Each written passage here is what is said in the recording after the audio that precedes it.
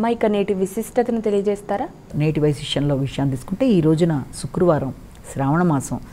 మాసంలో చివరి శుక్రవారంగా కూడా ఈ రోజున మనం చెప్తాం కనుక శ్రావణ శుక్రవారం కనుక శుక్రవారం అంటేనే మహాలక్ష్మీదేవికి చాలా ప్రియమైంది, ఆవిడకి చాలా ముఖ్యమైంది. శ్రావణ మాసం అంటేనే శ్రావణ లక్ష్మికి స్వాగత సత్కారంగా చెప్తాం కనుక అలాంటి అమ్మవారికి సంబంధించిన శుక్రవారం ఈరోజు. కాబట్టి శుక్రవారం నాడు అమ్మవారికి చాలా అత్యంత ప్రియమైన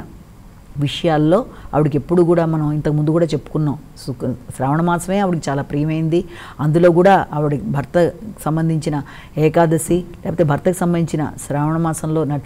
శ్రవణ నక్షత్రం ఇవన్నీ ఆవిడకి చాలా విశేషంగా ఇష్టమైనవి. ఆవిడ తెల్లని పువ్వుల్లోనూ మంచి సుగంధ ద్రవ్యాల్లోనూ నారికేళంలోనూ అలాగే బిల్వ పత్రాల్లోనూ అలాగే పసుపు కుంకాల్లోనూ ఇంటి ముందు ఉన్న ముగ్గుల్లోనూ అలాగే ఇంటి వెనకాల ఉండే మనకి తులసి యొక్క రూపంలో కానీ అన్ని విధాలుగా కూడా అంటే ఏనుగు యొక్క కుంభస్థలంలోనూ దాంతోపాటుగా ఈ గోవు యొక్క పృష్ఠంలోనూ అమ్మవారు నెలకొని ఉంటారు కనుక అమ్మవారికి ఎప్పుడూ కూడా ఎక్కడైనా సరే కళకళ్ళాడే వాతావరణం అంటే ఆవిడకి చాలా ఇష్టం కనుక స్త్రీలందరూ కళకళ్ళాడుతూ ఈ శ్రావణ మాసంలో ఈ శ్రావణ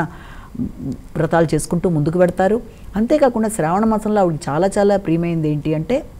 చక్కటి ముగ్గులు, అమ్మవారికి చేసే పూజా కార్యక్రమం. అమ్మవారి పాయసాన్న ప్రియం కాబట్టి పాయసాన్నం అనేది అమ్మవారికి ప్రేమగా ఇవ్వడం అనేది, మంచి ముత్యాలు అలాగే ఇలాంటి వాటితో శంఖ ధ్వని మొదలైనవి అమ్మవారికి చాలా ప్రియమైనవి కనుక అలాగే తన భర్తకు ఎంతో ఇష్టమైన ఏకాదశి తిథి అలాగే ఉత్తరాయణం, శ్రావణ మాసం, శ్రవణ నక్షత్రం, విష్ణుమూర్తికి సంబంధించిన విష్ణు సహస్రనామాలు అలాగే విష్ణు సూక్తం అలాగే పురుష సూక్తం దాంతోపాటు అమ్మవారిని ఆరాధించే శ్లోకాలు అన్నిట్లోనూ అమ్మవారు నిలవై ఉంటారు కనుక ఈ శ్రావణ మాసం అంతా ప్రతి తిథి దీనికి అదే ప్రత్యేకతను సంతరించుకుంటూ ముందుకు వెళ్ళిన తిథులు కనుక అమ్మవారిని విశేషంగా ఎవరికి ఏ సమయంలో అర్చించగలిగితే ఏ వారం చేసుకోగలిగిన వాళ్ళు ఆ వారం అమ్మవారికి ఎంతో ప్రియంగా పూజాది కార్యక్రమాలు చేసుకుంటూ పెడతారు. శ్రావణ మంగళ గౌరీ వ్రతాలు చేసుకునేవాళ్ళు అలాగే శ్రావణ శుక్రవారం చేసే వ్రతాలు చేసుకునేవాళ్ళు ఇవన్నీ కూడా స్త్రీల ఐదోతనాన్ని, స్త్రీలకి సంతోషాన్ని, సౌఖ్యాన్ని, కుటుంబంలో మంచి వాతావరణాన్ని, భర్త యొక్క శ్రేయస్సుని అలాగే సంతానంతో మంచి అనుబంధాన్ని మొదలైనవన్నీ ఏర్పరిచే అవకాశాలున్న మాసంగా మనం ఈ మాసంలో ముఖ్యంగా ఈ శ్రావణ మంగళవారాలు శుక్రవారాలు చెప్పుకుంటాం. కాబట్టి అమ్మవారికి ఎంతో ప్రియమైన ఈ మాసంలో ఈ యొక్క శ్రావణ లక్ష్మిని మనం చక్కగా కొలుచుకొని అమ్మవారిని ఆరాధించి సంవత్సరానికి చక్కగా అమ్మవారికి సంబంధించిన వ్రతాది కార్యక్రమాలన్నీ ఎవరికి తోచిన విధంగా వాళ్ళు, ఇందులో